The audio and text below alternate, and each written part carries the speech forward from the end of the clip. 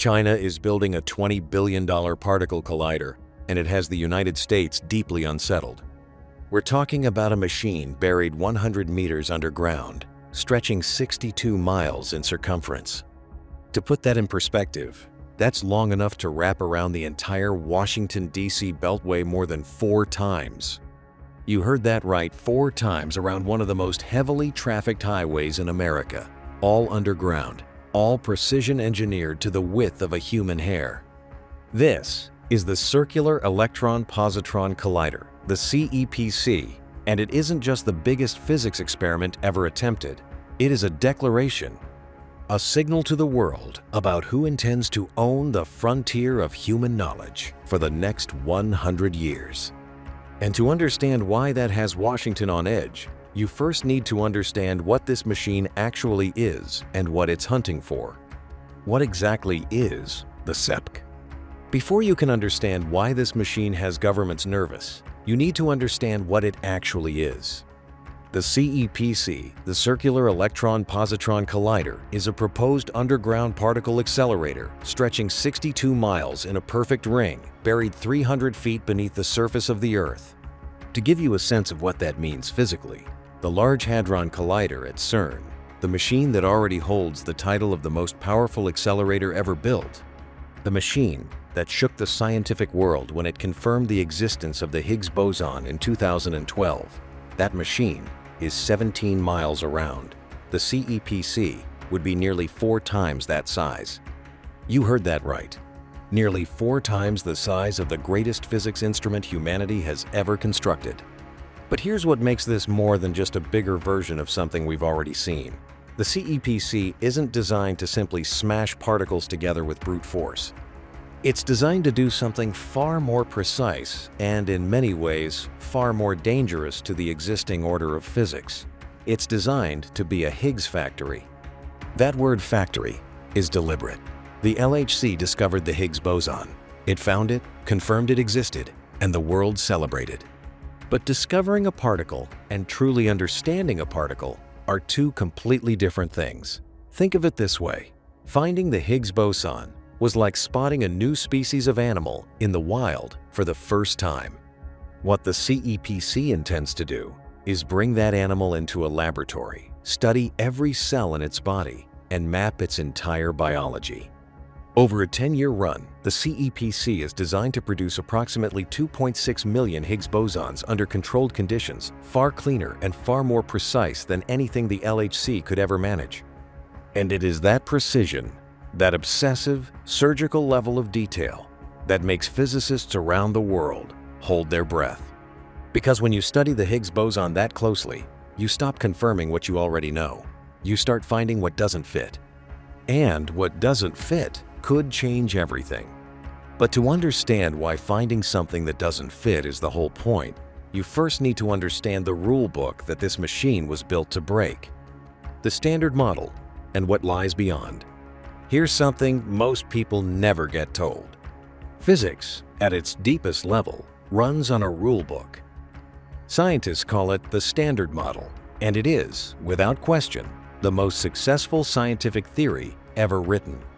It describes every fundamental particle that exists, every force that governs how those particles interact, and it does so with a precision so extraordinary that its predictions have been confirmed by experiment after experiment for over 50 years.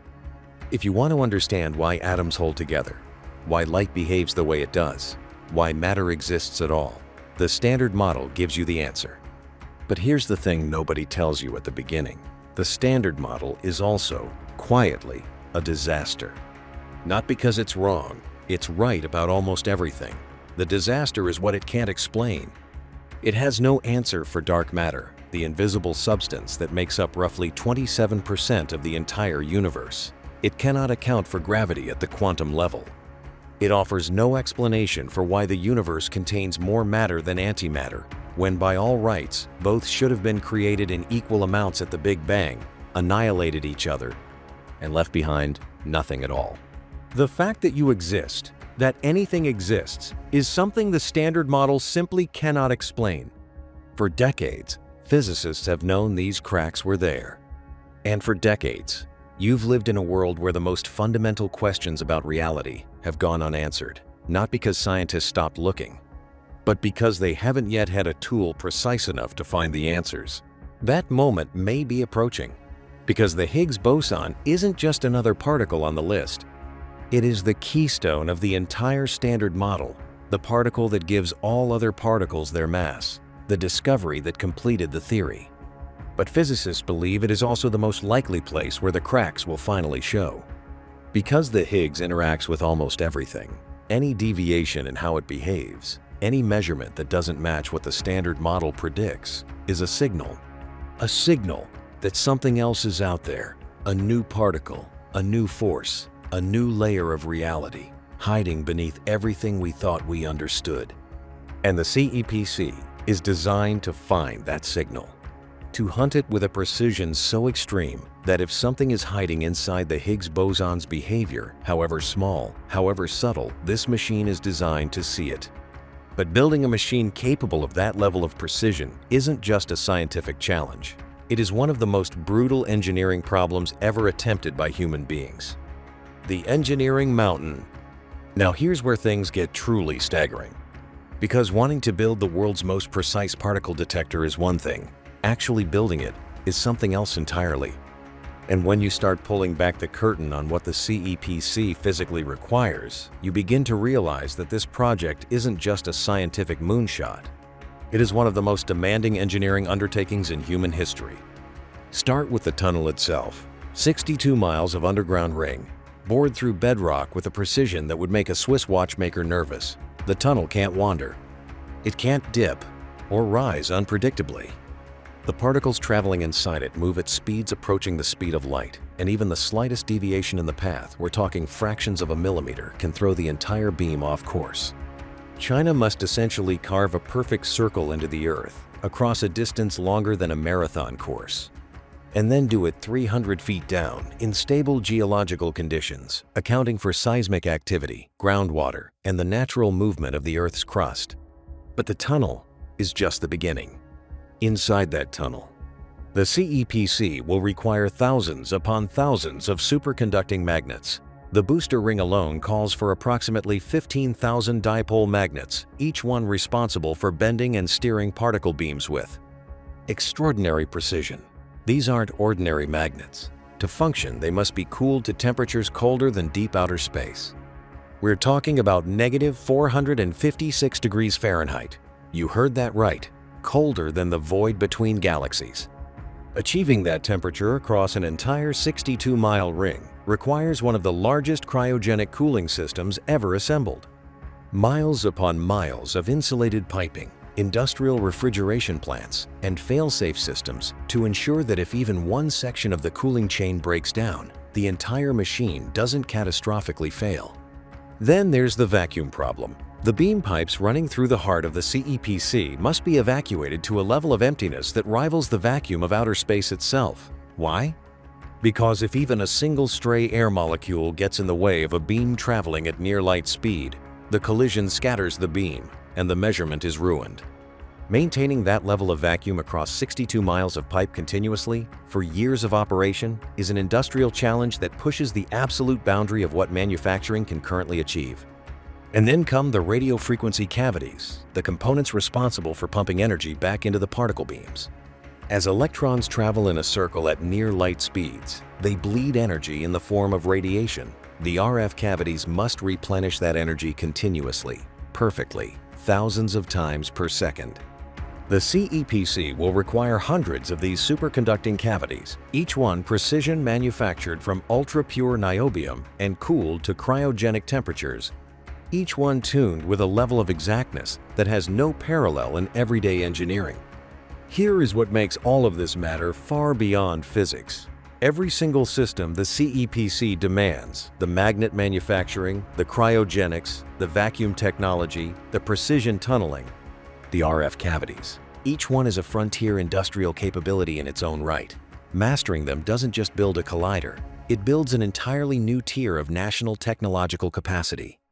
And that is precisely what has Washington losing sleep. The geopolitical equation. Now step out of the tunnel Step out of the physics lab entirely, because what you're about to hear isn't about science anymore. It's about power. There is a moment in the history of every great civilization when it plants a flag not on a mountain or a moon, but at the frontier of human knowledge itself.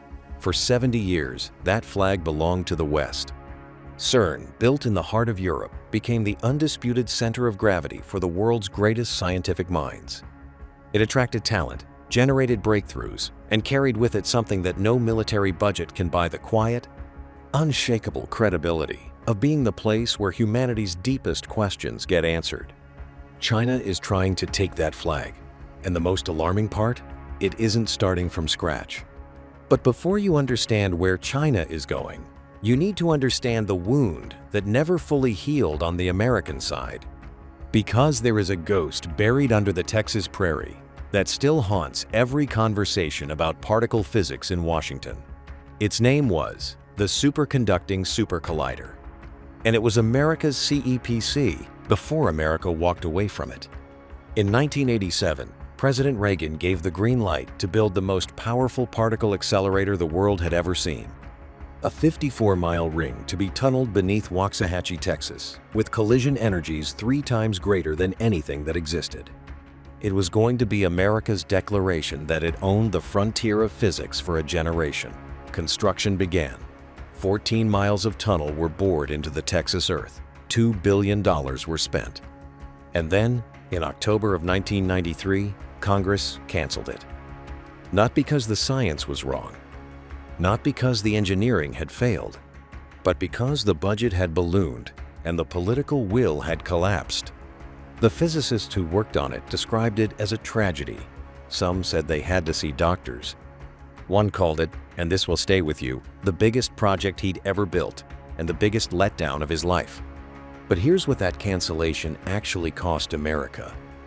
The Higgs boson, the very particle the SSC was designed to find, was discovered 20 years later, not in Texas, in Geneva, at CERN. And CERN announced it on the 4th of July. You heard that right. Europe found America's particle on America's national holiday. That is the wound China is now pressing on. Because here is the strategic reality you need to sit with. Right now, the United States has no funded, approved next-generation collider under construction. None. China is designing one. Europe is proposing one. And America is debating in the same circular, budget-conscious way. It debated the SSC in 1993 whether fundamental physics is worth the price tag. Meanwhile, the CEPC isn't just being designed to do science. It is being designed to attract the world. China has explicitly built the project around international collaboration, inviting physicists from Europe, from Japan, from across the globe to participate. Think about what that means strategically. At the very moment the United States is restricting Chinese scientists from certain American research programs on national security grounds, China is building a machine so consequential that American scientists may one day have to go to China to do their best work. That's not just a scientific shift, that's a gravitational shift. And once that gravity moves, it doesn't move back easily. But the geopolitical story doesn't end with prestige and brain drain. Because the deepest threat the CEPC poses to American leadership isn't what it discovers inside the tunnel. It's what it builds outside of it. The spillover effect. Here is something that rarely gets said out loud in conversations about particle physics. The most world-changing discoveries that come out of a machine like this won't be found in a physics journal. They'll show up decades later in your hospital, in your phone, in the infrastructure that runs your entire world. This isn't speculation. This is history repeating itself. In 1989, a scientist at CERN named Tim Berners-Lee was trying to solve a frustratingly ordinary problem: how to help physicists share information with each other across different computers. The solution he sketched out in a proposal that his own supervisor called vague but exciting became the World Wide Web. The technology that right now connects billions of human beings, powers every business on Earth, and has generated more economic value than any invention in human history was a side effect. An accidental byproduct of a physics laboratory trying to do its primary job. That is the pattern you need to burn into your mind before you assess what the CEPC means for the next century. And this is where it gets personal for you. Because every single engineering problem the CEPC forces China to solve creates a new capability, a new industrial muscle that doesn't disappear when the physics is done. The same superconducting magnet technology that steers particle beams underground is the backbone of next-generation maglev trains, of fusion energy reactors, and of advanced medical imaging systems that may one day detect cancer at stages doctors currently can't reach.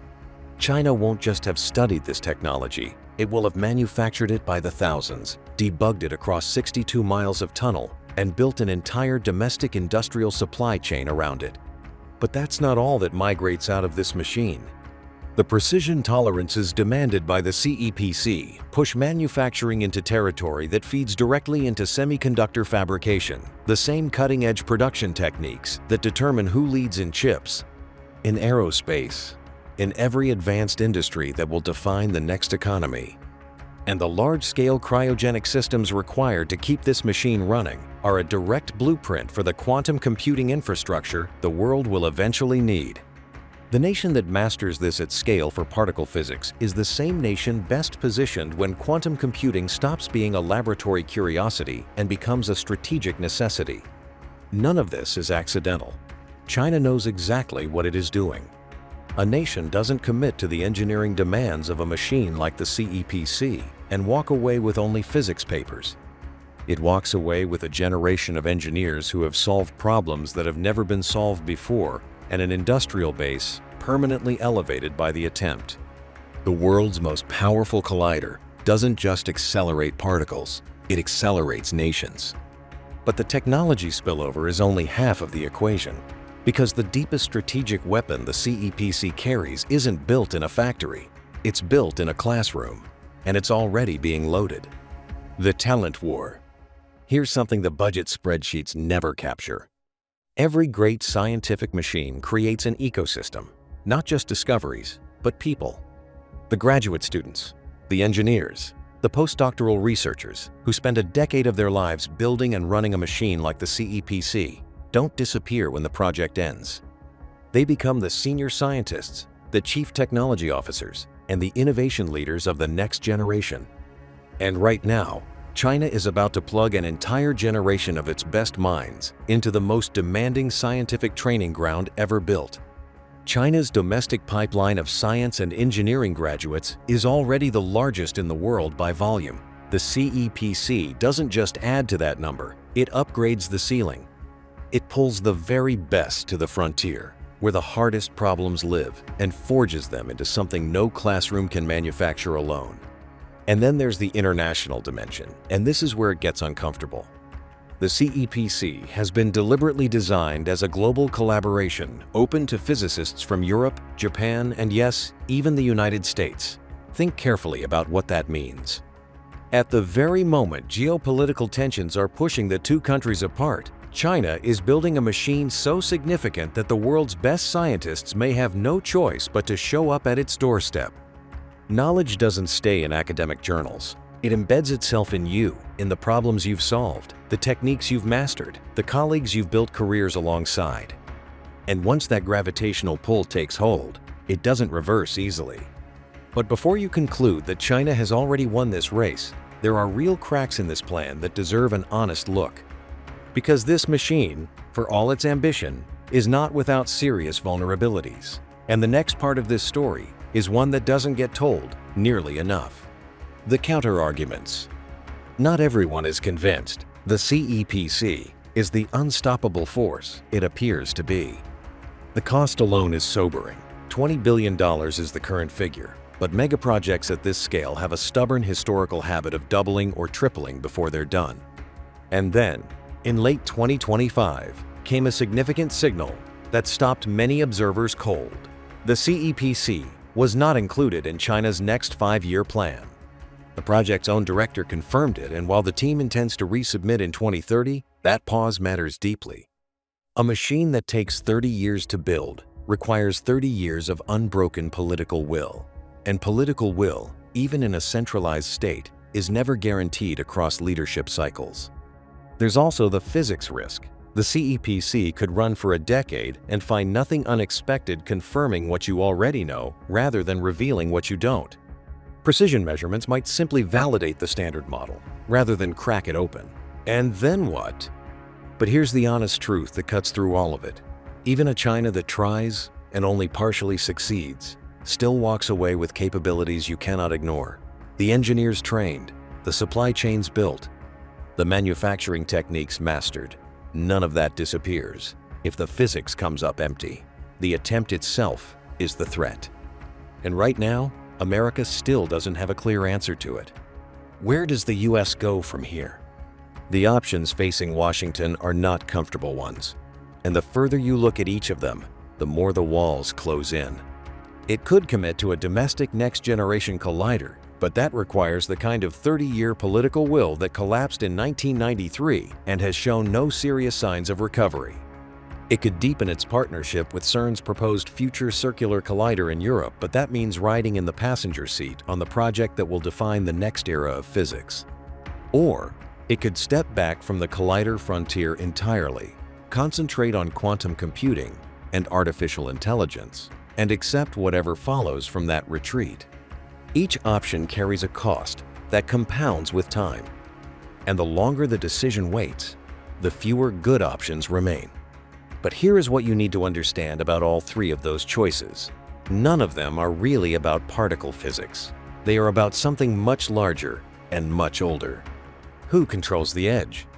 Not the edge of a map, not the edge of a market, the edge of what humanity actually knows. That frontier has always been the most valuable territory in the world, because everything that comes after it, every technology, every industry, every capability that defines the next century, grows from whoever had the courage to stand there first. China is not building the CEPC because it wants to win a science prize. It has studied how fundamental science becomes applied science, and how applied science becomes national power. It has watched the history that you just heard. The World Wide Web, born in a physics lab. The Higgs boson discovered not in Texas, but in Geneva. And it has decided that the next chapter of that history will be written on Chinese soil. The machine may be paused, the politics may shift, the timeline may stretch, but the intention is not going anywhere. The most important battles of the next 100 years will not be fought with weapons. They will be fought with knowledge, with the ability to understand nature at its deepest level and turn that understanding into capabilities no one else yet has. That is what is at stake in a 62-mile ring buried 300 feet underground on the other side of the world. This isn't just about particle collisions. It never was.